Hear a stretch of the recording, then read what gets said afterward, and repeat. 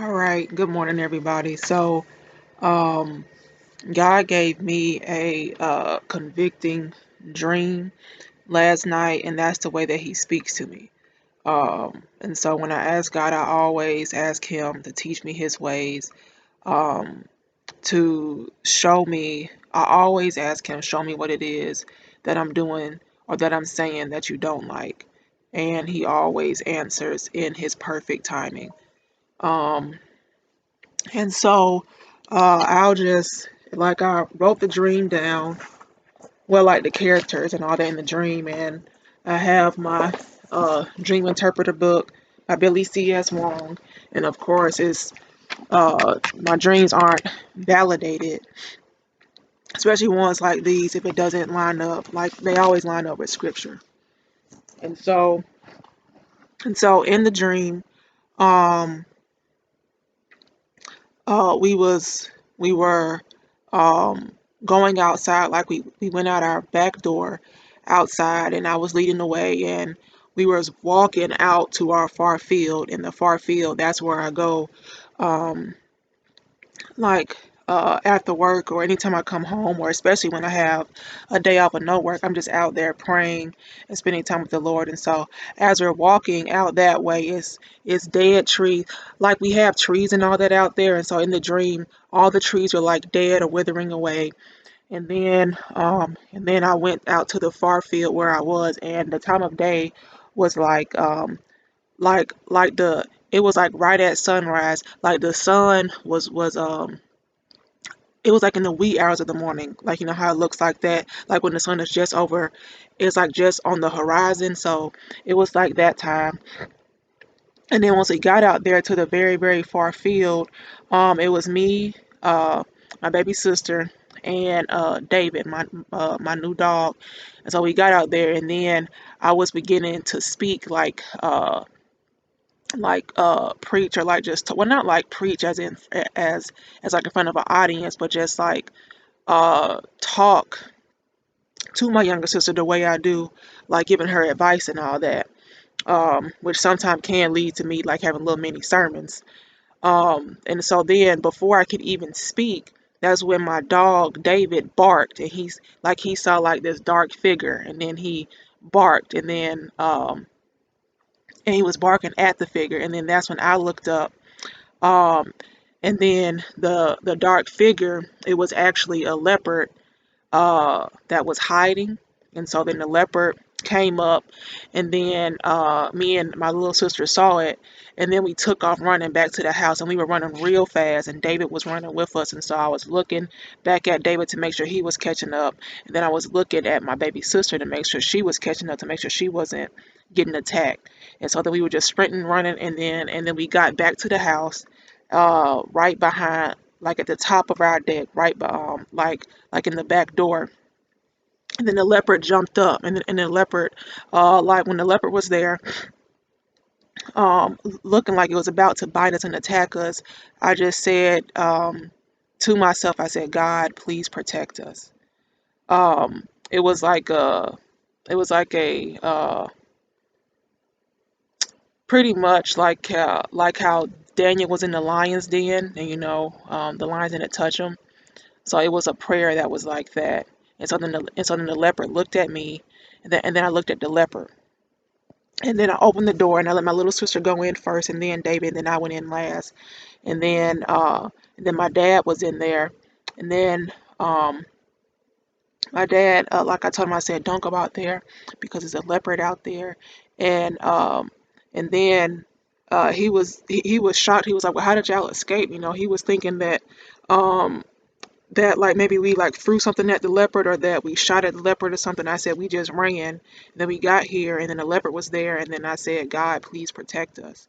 And then the leopard didn't attack us, and now we're here. And then we closed the blinds and all that, and then that was the scene of that. And so then it was some more other scenes of things that I had dreamed of too, that relate to other things in my life, but this one was the most important. And so then I woke up, and I was like, that was definitely God telling me something. I know it was something that I did. Because like when you receive dreams, or when I receive dreams, especially ones that I know that is God speaking to me, the feeling is just in me, and so then I start studying, and praying, and just like seeking answers through His Word, and writing down my dream, and the Holy Spirit is just speaking to me throughout the whole time, and and so then, number one, my disobedience stuck out because yesterday, oh no, like maybe like a couple days ago, in real life now, not dreaming, but in real life, me and my dad were outside cleaning the pool, and we were talking about like how we be hearing big cats outside, like in the woods behind our house. And then my dad was telling me that how they only come out like at night or in the very early hours of the morning. Um, and so, like I was telling him, like how I be hearing the big cats out there where I pray. And so, um, uh, he said, well, as long as you're not out there at nighttime or in the wee hours of the morning or in like early morning, that's when they come out. So don't go out there at those times. So that was a conversation that we had in real life now.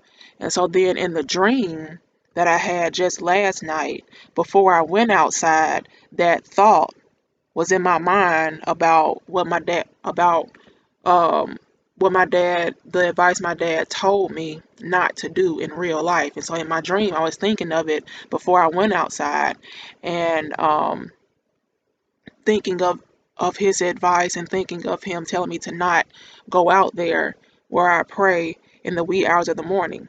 And so, number one, disobedience, because I completely just put that thought to the side, and I went and I did my own thing, and I went outside, out there to go to the field to pray. And then, sure enough, and then, well, let me keep going in order.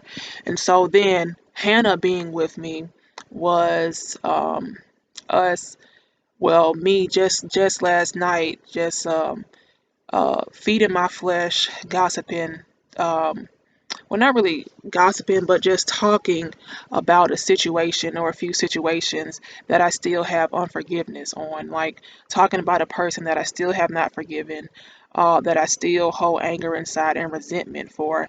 And so, me talking about it led Hannah to also talk. And so I take full responsibility for that because number one, I'm the older sister. And then number two, God holds me at a higher standard. And so, me, number one, being disobedient, going outside, not listening to my dad's advice about the big cats being out there anyway. Then, number two, taking Hannah with me. So, me leading her with my through me leading her with my disobedience and my unforgiveness, which led to gossip. And so now we just in trouble out there. And so then some scriptures that was given to me. Uh, and so also like being chased, that spiritual defeat, like being chased in the dream. That's one of the one of the meanings of that is spiritual defeat through disobedience.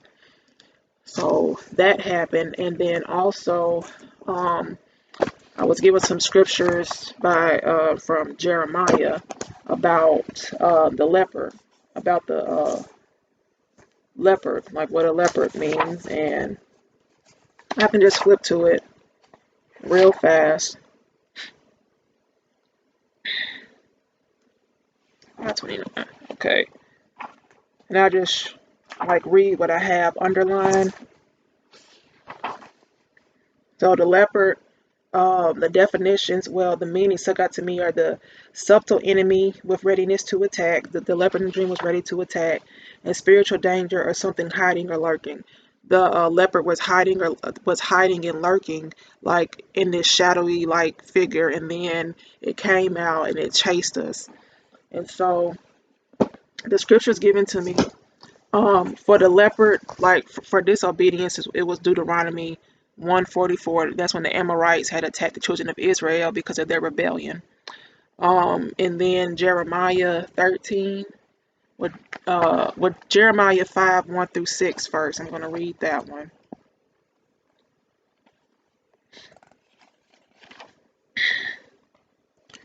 Okay, and like the main verse in this one is 6, but I'm just going to read the whole thing. Um, the justice of God's judgment. Run to and fro through the streets of Jerusalem. See now and know, and seek in her open places. If you can find a man, if there is anyone who executes judgment, who seeks the truth, and I will pardon her. Though they say, as the Lord lives, truly they swear falsely. O Lord, are not your eyes on the truth? You have stricken them, but they have not grieved. You have consumed them, but they have refused to receive correction. They have made their faces harder than rock. They have refused to return. So that part right there, they have refused to receive correction. They have made their faces harder than rock. They have refused to return. So that was me. Well, that right there is me because God had already given me a dream months ago, a few months ago about unforgiveness and about how He didn't like my unforgiveness of heart. And so He already showed me what I needed to do. But out of disobedience, and out of still having unforgiveness, that, well, out of my disobedience, and that, in other words, I still have unforgiveness in my heart. Therefore I said, surely these are poor, they are foolish, for they do not know the way of the Lord, the judgment of their God.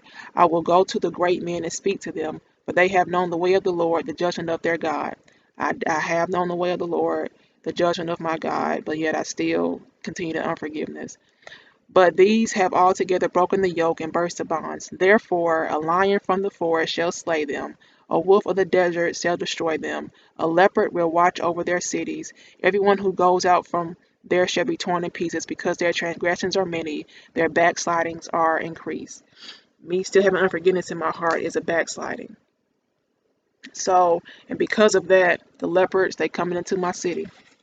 And then Jeremiah 13:15 through 17.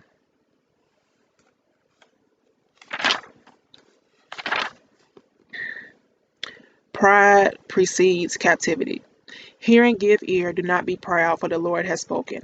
Give glory to the Lord your God before he causes darkness, and before your feet stumble on the dark mountains. While you are looking for light, that was me going out there to pray at during sunrise, but the sun never did come up. And uh, while you're looking for light, he turns it into a shadow of death. So though I was out there during the time of the sunrise, waiting for the sun to come up, looking for light, I was actually out there in the shadow of death because all the trees were dead. The sun never came up, and then it was just like this eerie type of feeling. And then, sure enough, like that dark figure, which turned into a leopard that chased us. So God, turns into a shadow of death and makes it dense darkness. But if you will not hear it, my soul will weep in secret for your pride. My eyes will weep bitterly and run down with tears, because the Lord's flock has been taken captive. And then verse 23. Can the Ethiopian change his skin, or the leopard its spots? Then may you also do good, who are accustomed to do evil. So here he's saying it's my pride that's causing me to be unforgiveful. So, so it's like, not only was I disobedient with not listening to my dad's advice, and not only was I disobedient, with God in that in the first unforgiveness stream that He gave me, but I still had unforgiveness and just being prideful, like the word is telling me. And so then I also led my baby sister in the what did it say, the shadow. Yep, into the shadow of death, and then the leopard was also chasing her too. And so, um, you know, uh, so yeah, and so then I prayed this morning, and I was just being honest with the Lord, because I always do, and just asking Him to show me how to forgive, because I don't know how. To show me how to forgive, and so the situation is something that's like personal and like definitely pierced my heart. Um, And obviously, I still have resentment in there. and I still have unforgiveness in there. Because of my unforgiveness, I done led my little sister down the wrong path too, just expressing to her, because I'm a big sister, and so she's seeing, well, if I'm doing it, if I'm talking like this, then it's okay. But God is saying it's not. And I hold you to a higher standard. And so yeah, so that's the thing. And, if you like me and don't know how to forgive, if you think maybe you're doing it, but you still bringing up the situations, then we haven't forgave that person. So I'm asking God to teach me how to forgive, to teach me how to go about being around people that I still have resentment in my heart for, and just teaching Him to show me how to do it. Well, number one, I ask Him to forgive me, and B, still having breath here in my body is evidence that excuse me, is evidence that He has forgiven me, or that because He gave me another day here of His grace and His mercy, I have breath in my body. So that is one sin, well, the sin, um, that God is like, you letting in spirits, through it. And so I'm working on that. That's something. I don't want to say I'm working on it, but I will be a forgiving person. I'm asking God to show me how to forgive. And so if you're like me and someone did something to like pierce your heart and you need help with God showing you like that forgiveness, especially, if, well, I ain't getting into that, but yeah, so that's something that I ask God to show me how to do, how to forgive. So y'all have a good Monday. Hopefully this dream, it was conviction for me, but I'm sharing it because maybe someone else is going through something similar. So yeah. And like I'm not saying all the details because it is something that's personal. But I'm just asking God to just show me how to forgive. To show me how to forgive. So y'all have a good day. Hopefully this message, this dream can also help somebody else too. All right, I love y'all. Y'all have a good one.